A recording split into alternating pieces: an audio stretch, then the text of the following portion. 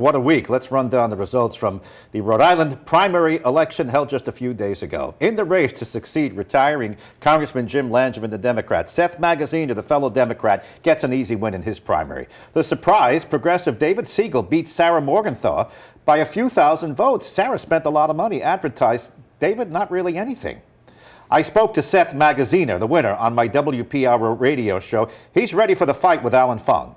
Meanwhile, my Republican opponent is campaigning almost every weekend at this point with far-right Republicans from Washington who have the opposite agenda and are trying to ban abortion, repeal the Affordable Care Act, cut Social Security. So there's a real contrast between us in this race. Alan Fung says he's pro-choice. He also says he's not going down there to undo Medicaid or undo Social Security as much as you say he is. He said whatever you're saying is not true. Yeah, let's look at the record, though. He was on the record opposing the Reproductive Privacy Act that we passed in Rhode Island 3 years ago to protect abortion rights. The record is that every time he has been asked if he would codify Roe v. Wade into federal law, he has declined to say that he would.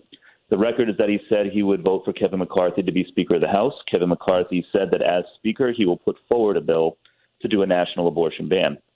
And the record is that Alan is a member of an organization that went all the way to the Supreme Court to try to overturn abortion rights in Rhode Island and nationally. All right, fair is fair. Let's let the Republican Alan Fung respond to that directly. He was on the next day on the radio with me. Even on that simple point of Social Security, I've got a mom that relies on her Social Security check. So stop with the scare tactics. I'm ready to tackle these big issues from day one. So when he says you're going to go after Social Security, you say absolutely not. Your mother's on it. When he says you want to cut Medicare, Medicaid, you say what? Absolutely not? Absolutely not. I actually want to strengthen, Medicare. By the way, Gene, I think everyone knows, I've got a younger sister with disabilities. She was proudly out with Barbara Ann and I on primary day holding a sign for Barbara Ann. I want to protect individuals like her, individuals like my mom, because we all have family members that are reliant upon, all of the government resources to give them a hand up during difficult times. Now, you told me you were pro-choice with some exceptions. Late term, you're not for that, and a few other things. Make that clear so that the listeners, you're pro-choice but with exceptions? Yes, I'm not the extremes on these issues, and I want to make that clear. I've made that clear on your show too, Gene. And I'm not running to change the abortion laws that are already codified, in Rhode Island. I'm running to fix the economy. All right, let's leave that alone. Let's go to the race for governor now. Brian Crandall's been covering it. You were with Governor McKee for his victory speech, which was interrupted by a phone call. Pick up the story. He was a little perturbed. He was perturbed that this has now become the spotlight and overshadowed his victory in a very tight race. And it was just bizarre the whole way it happened. I think it was kind of surprising that he came out to speak before Helena Folks, who was in second place, and it was a tight race until the mail ballots came in. It seemed like the plan all along was that he was going to come out and speak before she was going to concede, and then his campaign decides we'll wait till somebody calls the race. Then literally once that happens, he's out, he's talking something like this, and then so obviously 2 minutes after he gets on stage, here comes this phone call. Well, let's play it. The best laid plans of mice and men and gubernatorial nominees can be undone by an aide with a phone. Play it. What's that? Helena wants to talk to you. Oh, Helena? No, that's not going to happen. Eva. That's not going to happen. Eva, hang up on them. I did just try calling the governor. He would not accept my call, so I'm... Ashley Kalis ripped into him on the radio. Listen to this, Brian. She really took the bait on this.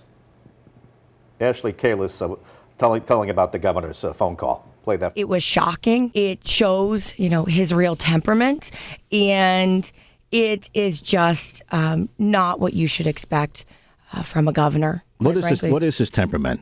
I mean, look at what you saw there. I mean, you just saw somebody who was vindictive.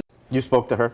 I spoke to Ashley Kalis yesterday. She pretty much said the same thing, that people show you who they are and in their reaction in certain moments. I mean, just my view of it is I think he was riding high. He won a tough, heated primary. I don't think he was very fond of some of his opponents in the Democratic race, hitting him hard on some of these issues like the ILO school contract thing, which I think overall he thinks is a manufactured situation that he thinks is much ado about nothing. So, and then obviously it was just strange that Eva Mancuso, who was his, senior staff with him, says, hey, she's on the phone right now. And I think people just think there was a whole number of different ways he could have gone with that. Like, Right. I'll call her back in a few minutes or something like that. 24 hours later, he was on the radio with me, flipping the whole thing around. It was our fault. It was my aid. Helena's very good. I hope she endorses me. Let's listen.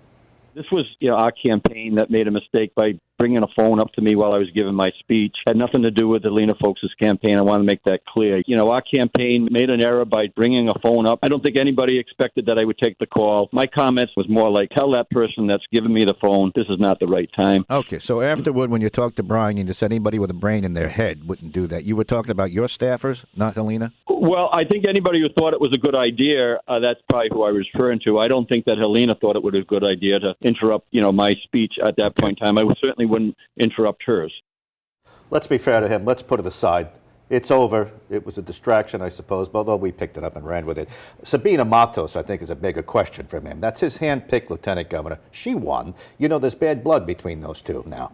Well, and it's interesting you say that. She was there that night. She was standing right next to him on the podium. I'm not sure she was invited up, by the way. No, that's interesting. And, I didn't see a lot of them together on the campaign trail. Yeah. And then, as we said, there was the whole issue. She didn't come with you to do the debate. Right. So, we kept asking her about that. So I don't know, you heard more about it from him, that maybe they have some differences on that, and maybe Dr. Alexander Scott. I said, hey, there's bad blood between you and Sabina. It's curious. He did not come out and say, oh, no, not true, absolutely not true. Here's the way that conversation went, because don't forget, Dr. Nicole Alexander Scott, former health department director, came out at the very last minute and really slammed McKee, and he had to defend himself, and all of it, while he's doing that, Sabina is on the side saying, I like Dr. Scott. She did a great job. Here's the setup. Let's play that. You had to defend yourself against a last-minute attack from Dr. Nicole Alexander Scott. At the same time you're doing that, Sabina Matos, who skipped my debate, by the way, I don't know if you know that, she said, I think she did a good job. And I understand that a little ruffled your feathers. Tell me about that. You did a good job moderating the debate that I was involved in. That was quite a battle. And I encourage everybody to debate. That was Sabina's call. Same way on her comment about the late weigh-in from Dr. Alexander Scott. You still consider her your running mate? No, we're still definitely aligned. We're going to work with the lieutenant governor, as we have in the past. That will not change. And differences of opinion happen. We're still definitely aligned. Have you covered a news conference without her, joined at the hip with him? There's coldness. It's been a while because they haven't done any of those joint news conferences. I mean, she usually is at some of the official events. But, Rhode Island is interesting in that fact, and that they don't run together. They're not a ticket. Right. And the coldness between McKee when he was lieutenant governor and Gina Raimondo then came to the forefront when then he had to take over, and then he made it a point to make the lieutenant governor's role a lot bigger, bringing in Sabina. He got to handpick her, and then basically saying we're going to run together. But then, of course, you could have this situation where somebody else could have won, one of those races, and then you're stuck with somebody who you didn't run with. Look, it's I don't know if it's a devil's bargain, but he picked her because she's Latina. She's going to bring him that part of the vote. They were joined at the hip. Now we'll see how much they're joined as we go forward. Brian, thanks for coming in. Good work last week.